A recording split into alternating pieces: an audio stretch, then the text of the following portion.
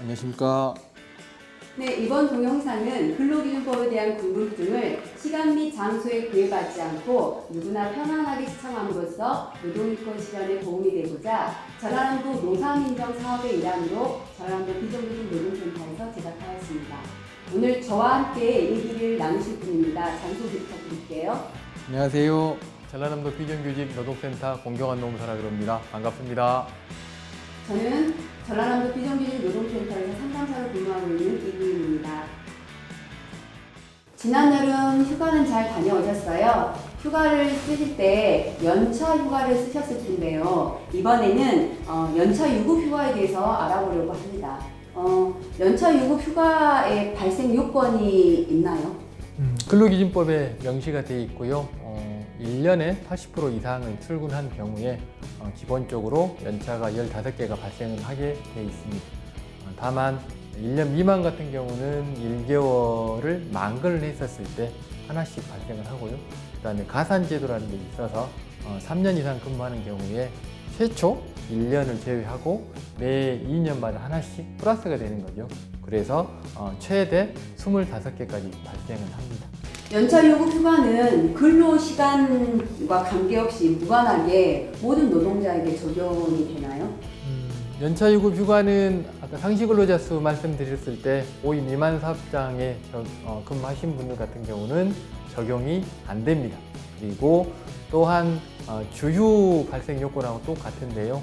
일주 소정 근로시간이 15시간 미만인 경우에는 연차 유급 휴가 규정하고 주 휴일은 적용이 되지 않습니다. 80% 이상 출근하는 거하고 관련해서 업무 상태, 출산 전후 휴가, 육아휴직 기간 이런 부분들은 제외가 되는 건가요? 법 개정 전에도 산재로 휴업한 기간, 출산 전후 이 기간 자체는 출근으로 당연히 처리가 됐었고요.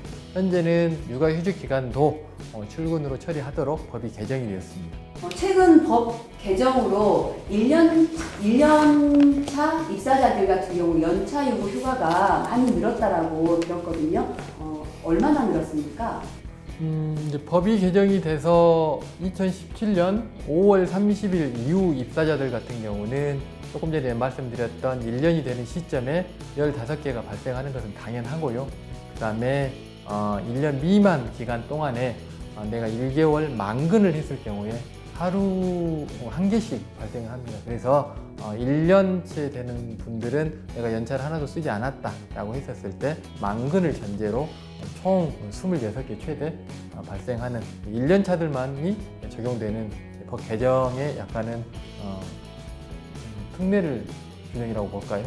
그럼 통상 근로자가 아니라 단시간 근로자 같은 경우 연차 유급 휴가는 어떻게 산정을 할 수 있나요? 단시간 근로자 연차 휴가 일수 같은 경우는 통상 근로자의 근로 일수에 비례해서 적용이 된다라고 생각하시면 될 것 같고요. 간단하게 수식으로 살펴보면 통상 근로자의 근로 연차 휴가 일수 곱하기 통상 근로자 근로 시간이 보통 40시간이잖아요. 거기 본인의 소정 근로 시간이 20시간이다라고 했었을 때 20 나누기 40 곱하기 8 이렇게 해서 나온 시간이 본인의 연차 그리고 휴가 총 시간이다라고 생각하시면 될 것 같습니다.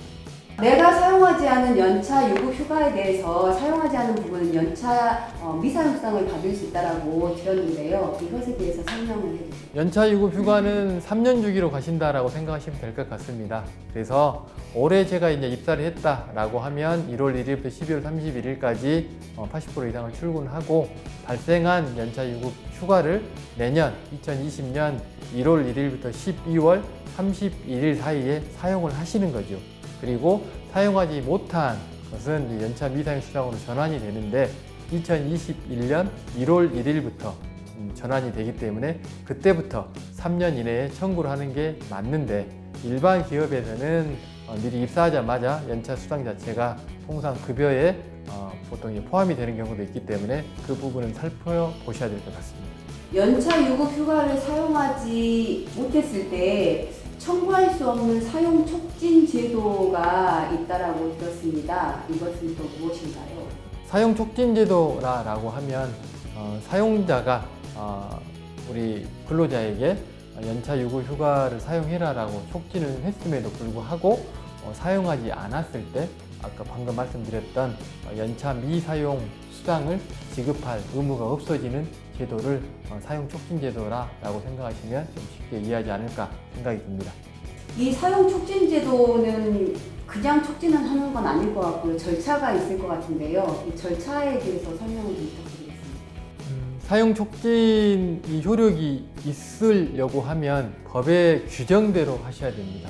법의 규정을 살펴보면 보통 이제 사용 촉진 제도 같은 경우는 만료되기 6개월 전 12월 31일이 만료된다라고 하면 올해를 기준으로 보면 7월 1일부터 7월 10일 사이에 당신의 연차가 몇 개가 남아 있습니다.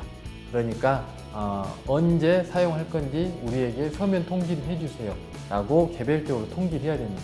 근데 실제 사업장에서 보면 개별적으로 통지를 해야 되는데 어디 무슨 대자보 같은 데 붙여놓고 통지를 했다라고 하는데 이건 요건에 해당되지 않기 때문에 사용 촉진 제도를 한 게 아닙니다.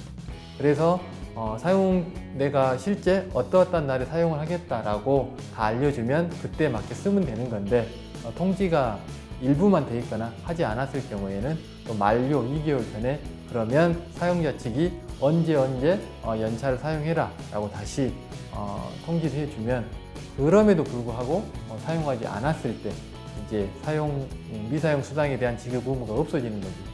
예를 들어서 12월 31일에 끝난다라고 하면 2개월 전에 언제 사용을 해라 라고 해서 통지를 다시 하게 되는 거고, 그럼에도 불구하고 우리 근로자가 사용하지 않았을 경우에 연차 미사용 수당 자체 지급이 안 되는 겁니다. 근데 예를 들어 사용을 해라 라고 해놓고 사업장이 일할 수밖에 없는 여건을 만들었다 라고 했었을 때는 온전한 사용 촉진 제도가 아니기 때문에 당연히 연차 미사용 수당은 지급이 되어야 합니다.